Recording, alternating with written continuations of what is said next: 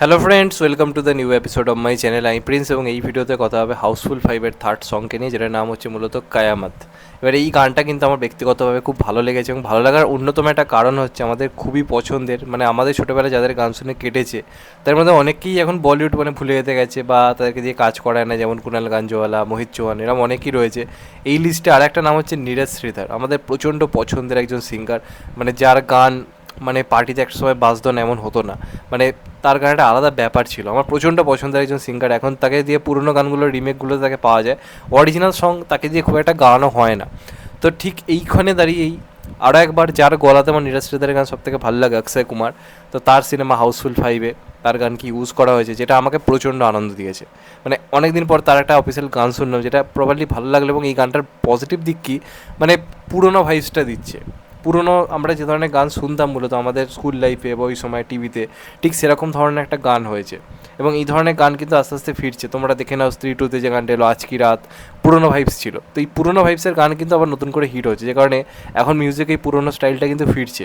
এবার এই গানটাতে নীরজ শ্রীধরের গলা, তার সঙ্গে অক্ষয় কুমারের এনার্জেটিক পারফরমেন্স, প্রায় 60 ছুঁই বয়সে দাঁড়িয়ে, এবং তার সঙ্গে সঙ্গে বাকিদেরও পারফরমেন্স।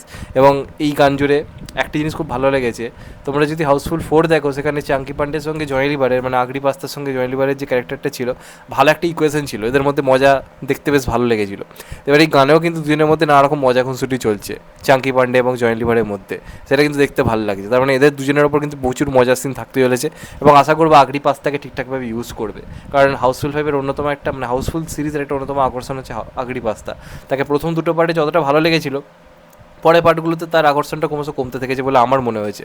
আশা করবো এটাতে তাকে প্রপারলি ইউজ করা হবে, এবং সে যদি নিজের পারফরমেন্সকে ছাপিয়ে যায়, হাউসফুল 5 অনেকে দেখতে যাবে, এ নিয়ে কোনো সন্দেহ নেই। তো গানটা ওভারঅল ভালো লাগছে, গানটা প্রত্যেকের পারফরমেন্স ভালো, এমনকি অভিষেক বচ্চন পর্যন্ত নাচ করেছে, তার নাচটাও কিন্তু ভালো লাগছে, তাকে দেখতে ভালো লাগছে। আর বাকি তো অক্ষয় রিতেশকে নিয়ে আলাদা করে কিছু বলার নেই, তাদের কাজ ভালো লাগছে। নায়িকাদেরকে যেমন হট লাগাতে হট লাগছে, সব মিলে ঠিকই আছে। গানটা ঠিকঠাক একটা গান হয়েছে, একটা পার্টি অ্যান্থেম যেমন হওয়া উচিত তেমনই হয়েছে, এবং সিনেমার সিচুয়েশনের সঙ্গে গানটা যাচ্ছে। একটা জোর করে গান ঢুকিয়ে দিলাম ব্যাপারটা কিন্তু তা নয়। আমরা সবাই জানি এটা কমেডি মুভি হলো, এটার মধ্যে কিন্তু কমেডি থ্রিলার এলিমেন্ট রাখা হয়েছে। এই যে ক্রুজে ওরা নাচছে, পুরোপুরি ক্রুজে বড় করে গানটা শ্যুট করা হয়েছে, সবাই সাদা ড্রেস পরে আছে, ক্রুজটা পুরো সাদা, জাহাজের ওপর নাচছে, তো গানটা খুব বড় করে শ্যুট করেছে। এবং এই জাহাজেই একজন কিলার রয়েছে যে এক এক করে মার্ডার করছে, এই মার্ডারকে ধরা। এবার এই মার্ডারার যেটা মুখোশটা পরে আর কি মার্ডার করে, এই গানে দেখবে লাস্টের দিকে সবাই একবার করে মুখোশটা পরে কিন্তু এদিক ওদিক ছড়িয়ে পড়ছে। তার মধ্যে অক্ষয়ও বাদ নেই, রিতেশও বাদ নেই, কেউই বাদ নেই। বোঝা যাচ্ছে যে এই দিন রাত্রিরেই ওই ঘটনাটা মনে হয় ঘটবে।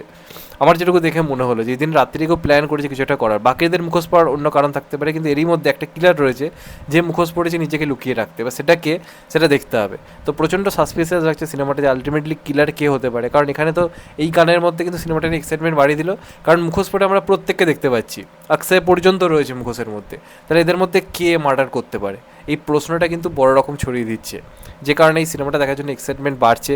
একজনকে এই মুহূর্তে এড়িয়ে একদম ঠিক করে নেওয়া যায় এই কিলার, এটা করা যাবে না। কারণ প্রত্যেককে এখন কিন্তু মোটিভ লাগছে, প্রত্যেকের কিছু না কিছু মোটিভ রয়েছে, প্রত্যেকে এখন সাসপেক্ট মনে হচ্ছে এই গানটা অন্তপক্ষে দেখার পর। তো এটা একটা ঠিকঠাক গান হয়েছে সিনেমাটাকে হিট করাবার জন্য, সিনেমাটার হাইপ বাড়াবার জন্য, সিনেমাটাকে নিয়ে চর্চা এনে দেওয়ার জন্য। গানটা তো এমনিই ভালো, কিন্তু এই যে বললাম গল্পের সঙ্গে একটা কানেকশান রেখেছে, যে কারণে এই গানটা কিন্তু দর্শক টানতে কিন্তু বিরাটভাবে সাহায্য করবে বলে আমার মনে হয়। আমার গানটা বেশ ভালো লেগেছে, যে কটা গান এখন অব্দি এসেছে এই গানটার মধ্যে ভাইবস রয়েছে। লালপাটির পরে এই গানটা আমার সব থেকে ভালো লাগলো। মাঝখানে গানটা মোটামুটি লেগেছিলো, ওটা অ্যাক্সের পারফরমেন্স খুব ভালো লেগেছিলো, কিন্তু এই গানটা একটা ঠিকঠাক গান হয়েছে, আমার খুব ভালো লেগেছে গানটা।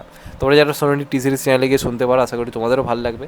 আমার গানটা দারুণ লেগেছে, তোমাদের কেমন লেগেছে কমেন্ট করে জানাতে ভুলো না। তো এটাই ছিল বলার। চ্যানেলটা নতুন হলে চ্যানেলটা সাবস্ক্রাইব করে দিও and get the bell icon. ভালো থেকো সবাই, টেক কেয়ার, নমস্কার, আবার দেখা হবে। এখন তো বাই, সবাই ভালো থেকো, সুস্থ থেকো, নমস্কার, টেক কেয়ার, আবার দেখা হবে, ভালো থেকো।